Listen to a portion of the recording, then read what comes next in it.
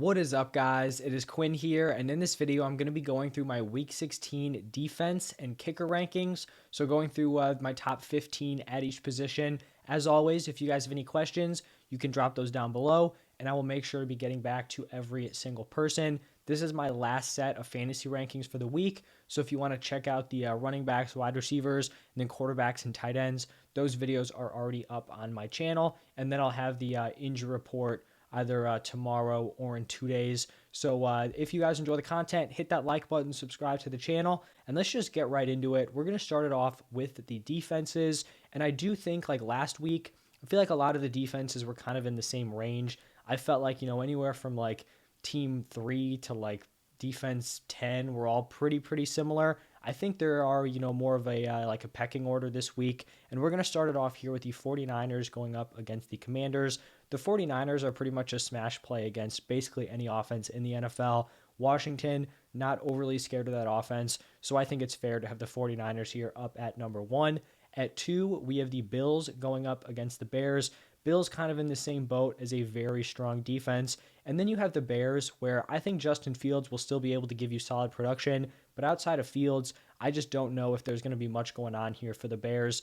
Like point-wise, Bills are probably going to limit them. Also, Justin Fields, he can make the great plays, but they're also, probably going to be turnover opportunities. He doesn't really have any weapons to throw to. He's pretty much like the only guy you actually got to worry about on that Bears offense. So I do like the Bills. At 3, I like this Broncos defense going up against the Rams. Rams are pretty shot offensively. Broncos have been a very strong defensive unit all season long.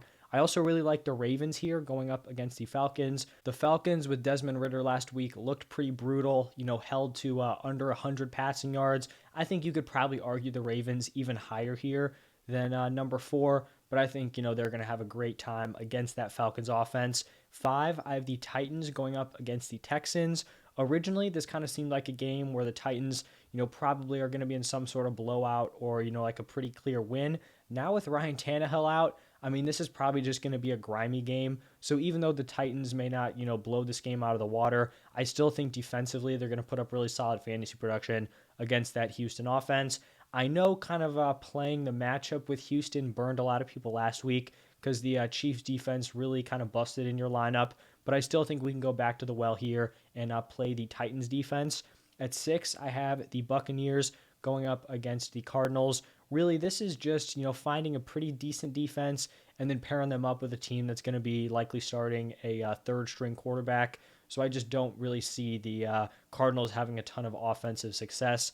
At 7, I have the Browns, which has been a pretty solid team defensively, going up against the Saints, which, let's be honest, haven't been firing on all cylinders offensively throughout the season. And then at 8, I already talked about the Broncos. I'm going to have the team going up against the Broncos, and that is going to be the Rams.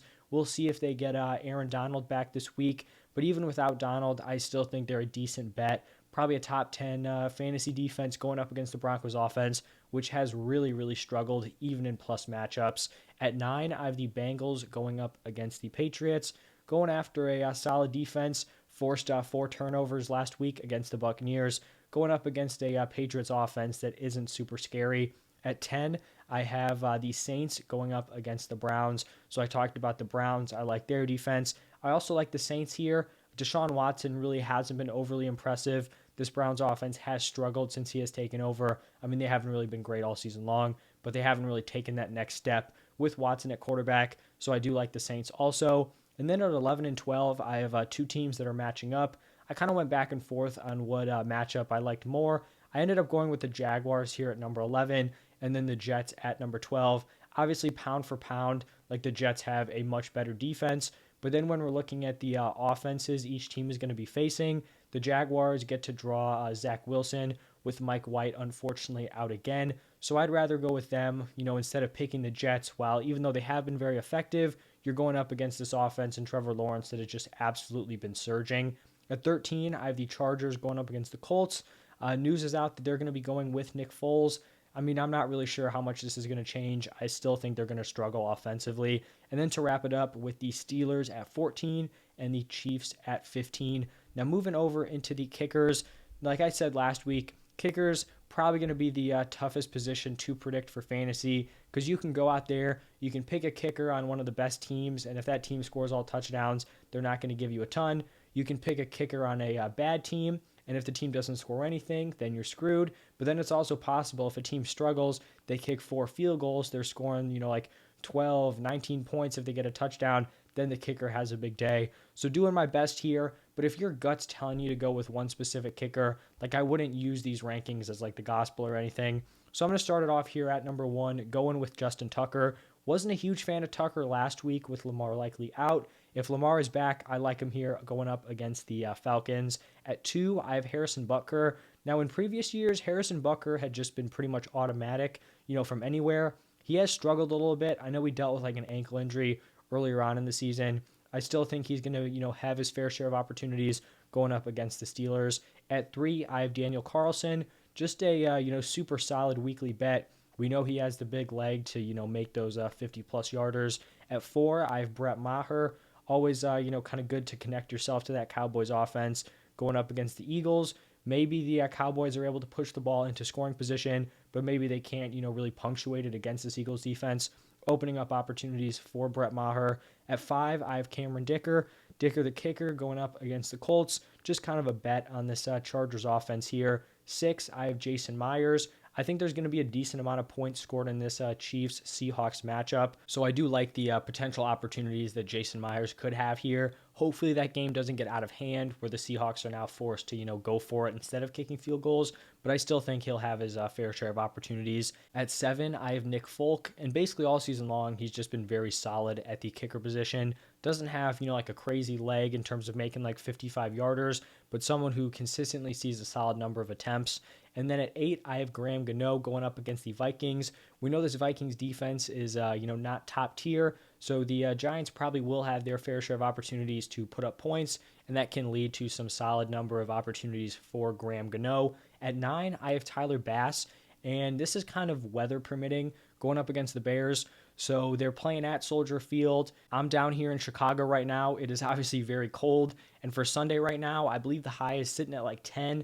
The low is somewhere in the negatives, and it has the potential to be very, very windy. We saw last week in the Bears game at Soldier Field, I think it was whoever the Eagles kicker is. I mean, it was like a pretty close attempt. He aimed it at like the left upright, and it shot all the way to the right and missed. So we do know the conditions there can be rough.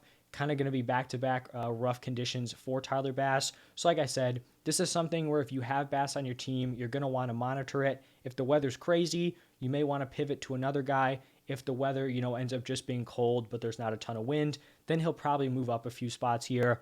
At 10, I'm going with Jason Sanders going up against the Packers. Probably a decent bet that this Dolphins offense is going to have some success. Also not playing at Lambeau, so you like the conditions there.